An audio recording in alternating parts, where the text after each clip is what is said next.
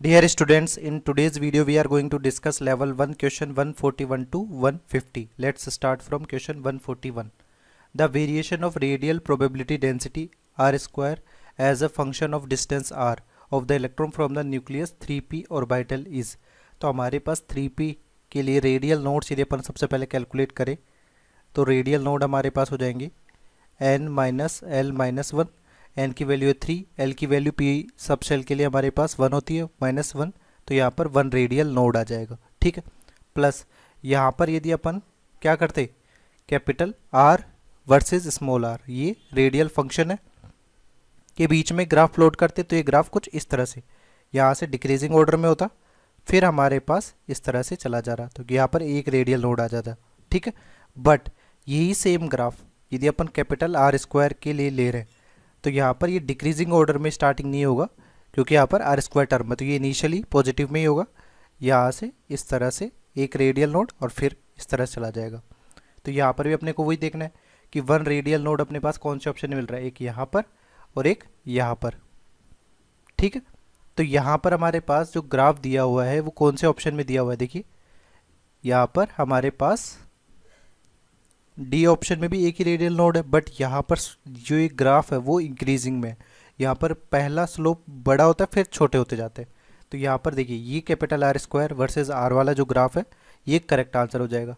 ये option A क्यों नहीं हो रहा है, क्योंकि यहाँ पर ग्राफ इस तरह से स्टार्ट हो रहा है जो कि अपने पास रेडियल फंक्शन में स्टार्ट होता है, ना कि रेडियल प्रोबेबिलिटी डेंसिटी में।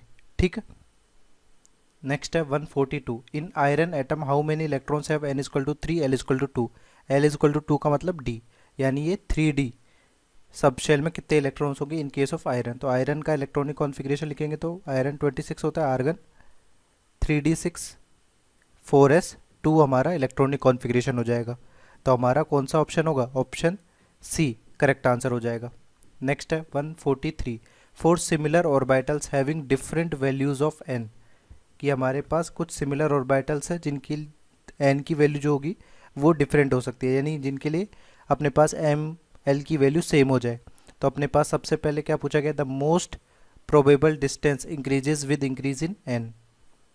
तो यहाँ पर हमारे पास जो मोस्ट प्रोबेबल डिस्टेंस होती है आर स्क्वायर वो डायरेक्टली प्रोपोर्शनल होती है किसके, एन स्क्वायर के। दैट मीन्स जैसे जैसे n की वैल्यू बढ़ती जाएगी वैसे वैसे रेडियस यानी मोस्ट प्रोबेबल डिस्टेंस भी हमारे पास बढ़ती जाएगी। तो ऑप्शन ए करेक्ट आंसर हो जाएगा यहाँ पर। नेक्स्ट है 144।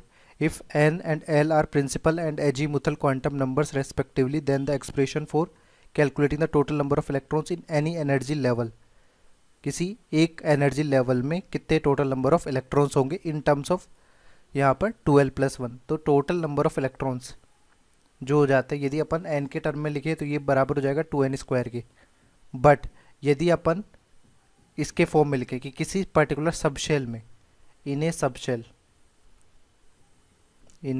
Subshell total number of electrons जो हो जाएंगे वो कितने हो जाएंगे 2 इंटू 12+1, बट यहाँ पर एनर्जी लेवल बोला गया यानी किसी शेल में, तो यहाँ पर इन्हें shell total number of electrons तो वो हो जाएगा एक तो फॉर्मूला 2n स्क्वायर, या और क्या लिख सकते हो आप, इंटीग्रेशन कर सकते हो आप किसका, यहाँ पर 2 इंटू 2l+1 किसी एक सब शेल के लिए ऐसा था, तो सारे सब शेल्स में जो इलेक्ट्रॉन्स होंगे उनको काउंट कर देंगे। तो सब शेल हमारे पास किस तरह से डिसाइड करोगे आप कि हमारे पास यदि n की वैल्यू कुछ भी दी हुई है तो l की वैल्यू जो होती है वो 0 टू n-1 होती है। तो यहाँ पर इंटीग्रेशन आप करेंगे 0 टू n-1, और इसी टर्म को आप किस तरह से लिख सकते हैं कि यहाँ पे इंटीग्रेशन का मतलब समेशन ही है, तो summation 0 to n-1 2 into 2l+1। तो कौन सा ऑप्शन करेक्ट हो जाएगा यहाँ पर, ऑप्शन डी हमारा करेक्ट आंसर हो जाएगा। नेक्स्ट क्वेश्चन है 145। Maximum number of nodes are present in, तो टोटल नंबर ऑफ नोड्स जो हमारे पास होता है, टोटल नंबर ऑफ नोड्स ये बराबर होता है n-1 के। तो n हमारे पास क्या है यहाँ पर, नंबर ऑफ एनर्जी लेवल या नंबर ऑफ शेल आप बोल सकते हैं। तो हमारे पास 5s 5d और 5p तीनों के लिए n की वैल्यू जो हो जाएगी वो 5 हो जाएगी। तो इन तीनों के लिए अपने पास मैक्सिमम नंबर ऑफ नोड्स यानी टोटल नोड्स जो होंगे वो बराबर होंगे। तो ऑप्शन डी करेक्ट आंसर हो जाएगा अपने पास। नेक्स्ट है 146। The possible correct set of quantum numbers for the unpaired electron of chlorine atom. तो क्लोरीन का लास्ट सेल इलेक्ट्रॉनिक कॉन्फ़िगरेशन जो होगा वो P5 होता है। P5 में हमारे पास आप किस तरह से भरेंगे, ये भी 3p5 होगा। इस तरह से इलेक्ट्रॉन भर जाएंगे। तो ये अनपेयर्ड इलेक्ट्रॉन है, ये इलेक्ट्रॉन अपने पास 3p कॉन्फ़िगरेशन रखेगा, तो n की वैल्यू हमारे पास 3 हो जाएगी, l की वैल्यू p सब शेल के लिए 1 हो जाएगी, ml की जो वैल्यू है वो आइदर +1 हो सकती है या 0 हो सकती है या -1 हो सकती है। इसके लिए कोई पर्टिकुलर रूल नहीं है कि अपने पास ये जो ऑर्बिटल है इसको कौन सा नंबर असाइन होगा ml का। इसी तरह से स्पिन क्वांटम नंबर भी ये आइदर +½ हो सकता है या -½ हो सकता है। तो ऐसा कम्बिनेशन अपने को देखना है, 3 1 पहले होना चाहिए, तो ऐसा ऑप्शन इसमें दिया हुआ है, तो ऑप्शन सी करेक्ट आंसर हो जाएगा यहाँ पर। नेक्स्ट है 147, the above principle implies that a new electron will enter an orbital for which, कि हमारे पास अबव प्रिंसिपल में क्या कहते हैं कि जो भी नया इलेक्ट्रॉन ऐड अप होगा वो लोअर एनर्जी ऑर्बिटल में पहले ऐड अप होगा। तो लोअर एनर्जी ऑर्बिटल का मतलब क्या होगा कि जिसकी n + l की वैल्यू क्या हो, मिनिमम हो। तो हमारा ऑप्शन डी यहाँ पर करेक्ट आंसर हो जाएगा। नेक्स्ट है 148, orbital diagram in which Aufbau principle is violated. Aufbau principle में क्या कहते हैं कि लोअर एनर्जी ऑर्बिटल में पहले इलेक्ट्रॉन भरेंगे फिर हायर एनर्जी ऑर्बिटल में भरेंगे। तो यहाँ पर देखिए ये S है ये P है, तो पहले S में भरा फिर P में भरा। यहाँ पर केवल S में पहले पूरा इलेक्ट्रॉन अपन ने दोनों नहीं भरे, फिर P में भर दिया, तो यहाँ पे अबव का वोलेशन हुआ है, तो B करेक्ट हो जाएगा यहाँ पर। नेक्स्ट है 149, consider the following 6 electronic configurations remaining inner orbitals are completely filled and mark the incorrect option. इनमें से इनकरेक्ट ऑप्शन कौन सा होगा। तो अपने पास पहला स्टेबिलिटी ऑर्डर पूछा है, तो स्टेबिलिटी ऑर्डर अपने पास किस बेसिस पे डिसाइड करते हैं, अपन नंबर ऑफ एक्सचेंजेस के बेसिस पे इसको डिसाइड कर सकते हैं। तो किसी भी चेक करने के लिए आपको क्या करना है कि stability increases as exchange energy increases, ठीक है। एक्सचेंज एनर्जी मेनली क्या होता है, amount of energy released due to positional exchange of electrons, कि हमारे पास इन इलेक्ट्रॉन्स के आप यदि एक दूसरे से पोजिशनल एक्सचेंज करते हैं तो जो एनर्जी रिलीज्ड होगी वो हमारे पास एक्सचेंज एनर्जी होगी। तो यहाँ पर अपने पास टोटल नंबर ऑफ एक्सचेंजेस, जो ये पोजिशनल एक्सचेंजेस होंगे उसको यदि निकालना हो अपने को, तो वो किस तरह से निकाल सकते हैं, वो निकाल सकते हैं अपने पास n × n-1/2 plus n-n-1/2, where n क्या है, यहाँ पर हमारे पास n है number of electrons with upward sign, कि जिसमें अपवर्ड साइन हो, यानी एक ओरिएंटेशन में, यानी क्लॉकवाइज वाले जितने भी इलेक्ट्रॉन है लेट से। और यहाँ पर n' जो है वो है number of electrons with downward sign. इसको कंसिडर करते हुए अपन टोटल नंबर ऑफ एक्सचेंजेस निकालेंगे, जहाँ पे टोटल नंबर ऑफ एक्सचेंजेस सबसे ज़्यादा होंगे वहीं पे एक्सचेंज एनर्जी ज़्यादा होगी और वहीं स्टेबिलिटी भी हमारे पास सबसे ज़्यादा होगी। तो अपन 1 बाय 1 सभी के नंबर ऑफ एक्सचेंजेस कैलकुलेट कर लेते हैं। तो फर्स्ट में यहाँ पर लेट से टोटल नंबर ऑफ एक्सचेंजेस को अपन डिनोट करते हैं कैपिटल P से, ठीक है। तो कैपिटल P में कैलकुलेट कर रहा हूँ। तो यहाँ पर फर्स्ट वाले में देखिए, यहाँ पर सारे के सारे एक ही साइड में, तो n × n-1 यानी 4 × 3/2, और यहाँ पर n' तो 0 है फर्स्ट वाले में, तो ये 0 में आ जाएगा एड करने पे, तो यहाँ पे 6 हो जाएगा। फिर सेकंड स्टेटमेंट है, सेकंड स्टेटमेंट में P हमारे पास हो जाएगा, कैलकुलेट करिए इसको, तो यहाँ पर भी हमारे पास ये 0 वैल्यू हो जाएगी। फिर यहाँ पे 3 हो गया। इसी तरह से थर्ड में देखिए, थर्ड में हमारे पास यहाँ पर 4 5, तो इस तरह से अपवर्ड, तो 5 × 4/2 प्लस एक डाउनवर्ड है, तो एक डाउनवर्ड है और n-1 से 0 कर दोगे तो ये /2 हो जाएगा। तो यहाँ पर हमारे पास क्या हो जाएगा, यहाँ पर भी 10 इलेक्ट्रॉन हो जाएंगे। इसी तरह से फोर्थ वाले में देखेंगे, तो फोर्थ वाले में हमारे पास कैलकुलेट करो, तो यहाँ पर 6 है, तो 6 × 5/2 प्लस यहाँ पर 0 हो जाएगा, तो ये वैल्यू हो जाएगी 15। यहाँ पर फिफ्थ में कैलकुलेट कर लेते हैं। फिफ्थ में हमारे पास नंबर ऑफ एक्सचेंजेस हो जाएंगे 5 × 4/2 विच इज़ 10, ठीक है।